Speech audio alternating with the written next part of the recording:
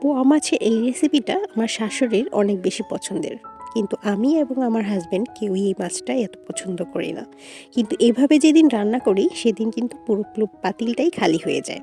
Hello everyone, welcome to cook and cook. তো প্রথমে এখানে আমি কিছু পোয়া মাছ নিয়েছি, এগুলো একদম ছোট সাইজের কিছু মাছ।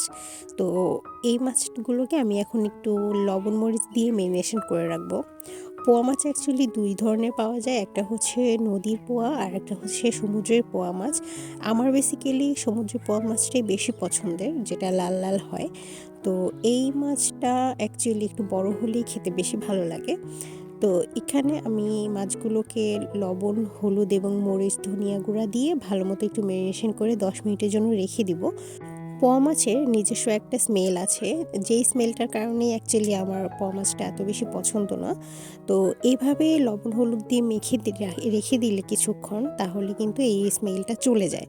তো আরও কিছু টিপস অ্যান্ড ট্রিক্স আছে পোয়া মাছ রান্না করা, সেটাও কিন্তু দেখতে পাবেন এই রেসিপিতে। এরপর একটা প্যানে আমি একটু তেল নিয়ে এখানে আমি 4টা শুকনো মরিচ নিয়েছি এবং শুকনো মরিচগুলোকে আমি একটু ভালো মতো মোচমোচে করে লাল লাল করে ভেজে এটাকে একটু সাইডে তুলে রাখছি। এবার সেম তেলের মধ্যে আমি এখানে দিয়ে দিচ্ছি হাফ কাপ পেঁয়াজ কুচি। পেঁয়াজ কুচিটাকে আমি একটু ভালো মতো তেলের মধ্যে বেরেস্তা করে ভেজে নিচ্ছি। এখানে আমি কোনো লবণ ব্যবহার করছি না, লবণ ব্যবহার করলে পেঁয়াজটা মুচমুচে হবে না। এরকম কালার আসা পর্যন্ত আমি পেঁয়াজটাকে ফ্রাই করেছি এবং এরপর আমি এই পেঁয়াজটাকে ভালো মতো মরিচের সাথে তুলে রাখছি। এই যে পেঁয়াজ এবং মরিচটাকে আমি ভেজে নিলাম, এই পেঁয়াজ এবং মরিচটা আমি সব শেষে ব্যবহার করব।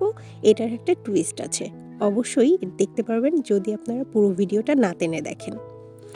এবার আমি এই সেম তেলের মধ্যে দিয়ে দিচ্ছি হাফ কাপ পেঁয়াজ কুচি এবং বড় সাইজের একটা টমেটোকে আমি একটু মোটা মোটা করে কেটে নিয়েছি।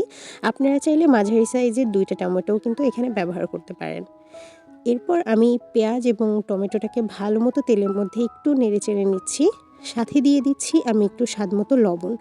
লবণটাকে আমি টমেটো এবং পেঁয়াজটাকে সফট হয়ে আসা পর্যন্ত ভালো মতো লবণটা দিয়ে একটু নেড়েচেড়ে নিচ্ছি। টমেটো এবং লবণটা যখন একটু সফট হয়ে আসবে তখন আমি এখানে দিয়েছি ভরে ভরে 2 চা চামচের মতো আদা রসুন বাটা। তো আদা রসুন বাটাটা আমি একটু এই তেলের সাথে ভালো মতো একটু সটে করে নিচ্ছি যতক্ষণ না পর্যন্ত এটার একটা কাঁচা গন্ধ থাকে সেটা চলে যায়। তো এরপর আমি এখানে হাফ কাপের মতো দিয়ে দিচ্ছি গরম পানি। পানিটা দিয়ে আমি এবার আদা রসুন বাটাটাকে একটু ভালো মতো কষিয়ে নিব। তো এই যে পানিটা দিলাম, এই পানিটা দেওয়ার আরও একটা কারণ আছে। এবার আমি এখানে অ্যাড করব গুঁড়া মশলাগুলা। এখানে আমি দিয়ে দিচ্ছি 1 চা চামচ মরিচের গুঁড়া, হাফ চা চামচ হলুদের গুঁড়া এবং দিয়ে দিচ্ছি 1 চা চামচ ধনিয়া গুঁড়া। এই গুঁড়া মশলাগুলোকে ভালো মতো আমি এবার এই পানির সাথে ভালো মতো মশলার সাথে মিশিয়ে নিচ্ছি এবং এই মশলাটাকে এখন কিন্তু খুব ভালো মতো কষিয়ে নিতে হবে। আপনারা চাইলে পানি শুকিয়ে গেলে আবার পানি দিয়ে এটাকে ভালো মতো তেল না ওঠা পর্যন্ত একটু কষিয়ে নেবেন। এই মশলাটা যতটা কষানো হবে এই মাছটা কিন্তু ততটাই মজা হবে, কারণ পোয়া মাছে একটা আলাদা স্মেল থাকে। কারণ এই স্মেলটা সবাই পছন্দ করে না, যার জন্য কিন্তু এই যে মশলাটা এটা একটু কষানোটা জরুরি। আমি মশলাটাকে 2-3 বার ভালো মতো পানি দিয়ে একটু কষিয়ে নিয়েছি। এরপর আমি এখানে একটু সামান্য পানি ব্যবহার করে এবার দিয়ে দিচ্ছি মাছগুলোকে এবার দিয়ে আমি এই মাছগুলোকে ঢাকনা দিয়ে এটাকে আমি প্রায় 3 মিনিটের মতো একটু কষিয়ে নিব। তো 3 মিনিট পর যখন আমার এক পাশে কষানো হয়ে যাবে, আমি ঢাকনা তুলে 3 মিনিট পর এই মাছগুলোকে ভালো মতো এপিট ওপিট করে একটু উল্টে দিচ্ছি। সাবধানে উল্টাতে হবে, কারণ পোয়া মাছ খুবই নরম একটা মাছ, যেহেতু এটা সামুদ্রিক একটা মাছ। তো এটাকে ভালো মতো কিন্তু একটু সফটলি হাতে হালকা হাতে আপনাদের নেড়ে দিতে হবে। তো এরপর আমি অপর পাশেও একই মতো 3 মিনিটের মতো আবার ঢাকনা দিয়ে এটাকে কষিয়ে নিচ্ছি। এইভাবে আমি প্রায় 2-3 বার করে এভাবে উল্টে দিয়ে আবার ভালো মতো ঢাকনা দিয়ে কষিয়ে এই পোয়া মাছ থেকে তেল না ওঠা পর্যন্ত অপেক্ষা করে ভালো মতো কষিয়ে নিয়েছি। এই সময়ে এসে যতক্ষণ কষাতে পারবেন পোয়া মাছের এই গন্ধটা কিন্তু তাড়াতাড়ি চলে যাবে। এরপর যখন তেল উঠে আসবে তখন আমি এখানে 1 কাপ গরম পানি দিয়ে এখন এটাকে ভালো মতো 3 মিনিটের মতো জাল দিব।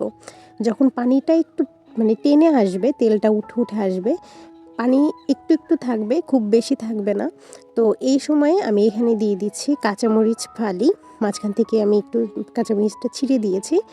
এরপর এখানে দিয়ে দিচ্ছি আমি ভাজা জিরা গুঁড়া, জিরা গুঁড়াটাকে আমি ভালো মতো এই ঝোলের সাথে একটু নেড়ে দিচ্ছি, মাছগুলোকে একটু সামান্য হালকাভাবে উল্টিয়ে দিয়ে এরপর আমি এখানে এই যে পেঁয়াজ এবং মরিচটা আমি ভেজে তুলে রেখেছিলাম, এটাকে আমি এখন হাত দিয়ে ভালো মতো একটু ম্যাশ করে নিচ্ছি।